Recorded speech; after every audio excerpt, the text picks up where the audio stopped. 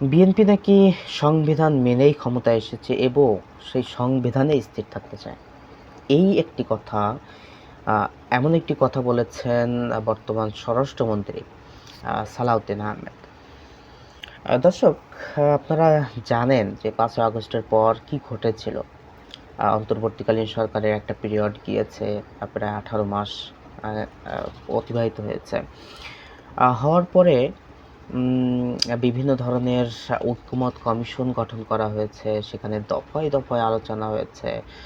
সর্বোপরি এসে একটা সিদ্ধান্তে উপনীত হয়েছে এবং সবশেষ জুলাই সনদ বাস্তবায়নের জুলাই সনদে স্বাক্ষর করা হয়েছে এবং এটাকে বাস্তবায়ন করার জন্য অঙ্গীকারাবদ্ধ আ করা হয়েছিল আরকি। অঙ্গীকারবদ্ধ হয়ে সেই জুলাই সনদে বিভিন্ন দল স্বাক্ষর করেছে।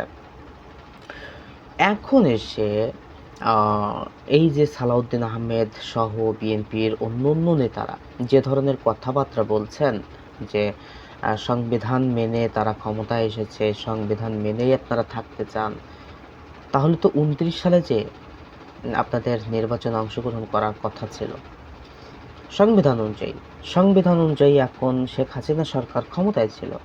সংবিধান অনুযায়ী আপনারা এই যে নির্বাচন করলেন, অন্তর্বর্তীকালীন সরকারের অধীনে যে নির্বাচনে অংশগ্রহণ করলেন, এটা তো ডেফিনিটলি অবৈধ।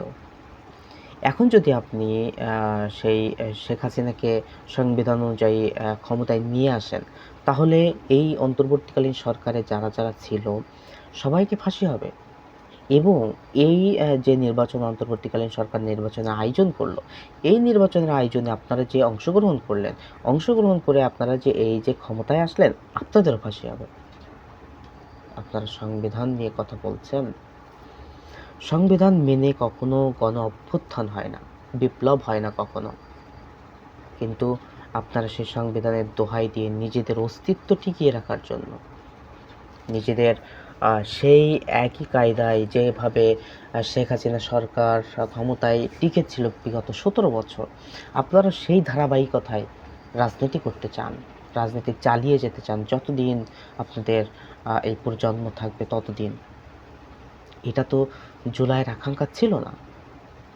জুলাইয়ের আকাঙ্ক্ষা ছিল একটা নতুন বাংলাদেশের, নতুন বাংলাদেশ গঠনের ক্ষেত্রে কিন্তু এই জুলাই সংগঠিত হয়েছিল।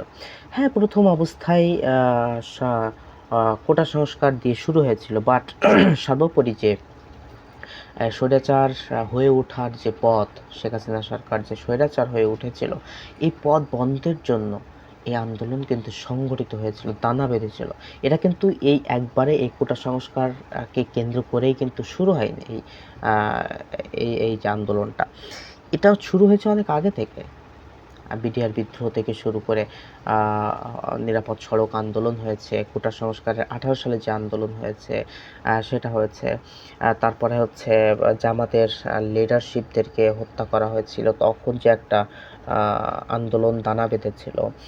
এ ধরনের ধাপে, ধাপে ঘটনাগুলো কিন্তু আস্তে, আস্তে আ একত্রিত হয়েছে এবং সর্বশেষে ৫ই আগস্টে যে এটা বিস্ফোরিত হয়েছে। অর্থাৎ দীর্ঘদিনের জমা ক্ষোভ থেকে এই বিস্ফোরণ হয়েছে এবং এই অভ্যুত্থানটা সংগঠিত হয়েছে। আপনারা এই অভ্যুত্থানকে পুঁজি করে ক্ষমতায় এসে আবারও যদি সেই আগের আ পা সিচুয়েশন ক্রিয়েট করতে চান বাংলাদেশে, তাহলে কিন্তু আবারও একটা অভ্যুত্থান হতে পারে এবং আপনাদের অস্তিত্বটাও সেই শেখ হাসিনার মতন হয়ে যেতে পারে। আ এখানে বিএনপির আসলে আ কিছু, কিছু নেতা, ম্যাক্সিমাম নেতাই বলব, তারা আসলে তাদের যে একটা এই জুলাই সনদে ২ বার ২ টার্মে আ আ প্রধানমন্ত্রী হতে পারবে না। ১০ বছরের মেয়াদের বেশি প্রধানমন্ত্রী কেউ থাকতে পারবে না। আ এ ধরনের যে কিছু, কিছু টার্মস ওইখানে উল্লেখ ছিল, যেটা এই পরিবারতন্ত্রের রাজনীতির জন্য ভয়াবহ অশনি সংকেত। যেটা বিএনপি কোনোভাবেই এটাতে এগ্রি করবে না এবং সেটা যাতে এগ্রি করা না হয় তার জন্য ভোট ইঞ্জিনিয়ারিং করে তারা এই 2/3 মেজরিটি নিয়েছে এবং এই 2/3 মেজরিটি নেওয়ার ফলে তারা এই সংবিধানের কাটাছেঁড়া করতে পারবে, তারা যা ইচ্ছা তাই করতে পারবে এবং এখন এসে সেই ইঞ্জিনিয়ারিংয়ের পাওয়ারে 2/3 মেজরিটি পাওয়ারেই তারা এখন এই ধরনের কথা বলছে। যাচ্ছে না তাই কথা বলছে তারা। এটা বাংলাদেশের মানুষ আপনাদেরকে কিন্তু চিনে গিয়েছে যে আপনারা কত বড় বেঈমান। আপনারা বেঈমানি করছেন বাংলাদেশের মানুষের সাথে। বাংলাদেশের মানুষ কিন্তু এরকমটা চায় নাই। চেয়েছিল কি আসলে? চায় নাই। তো শেখ হাসিনাও কিন্তু মনে করেছিল যে আমার যে সাম্রাজ্য গড়ে তুলেছি বিগত ১৭ বছর, এখান থেকে নামানো, বলতো তো আপনারা জানেন নিশ্চয়ই যে অত সহজে শেখ হাসিনাকে ফেলে দেওয়া এত সহজ না, বা কেউ পারবে না। এ ধরনের কথাবার্তাও কিন্তু শেখ হাসিনা বলেছিল।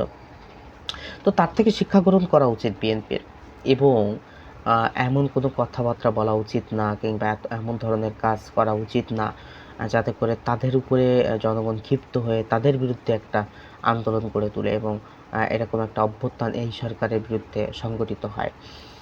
বাংলাদেশের মানুষকে নিয়ে বাংলাদেশের মানুষের চাহিদাকে প্রায়োরিটি দিয়ে দেশ পরিচালনা করা উচিত বিএনপির।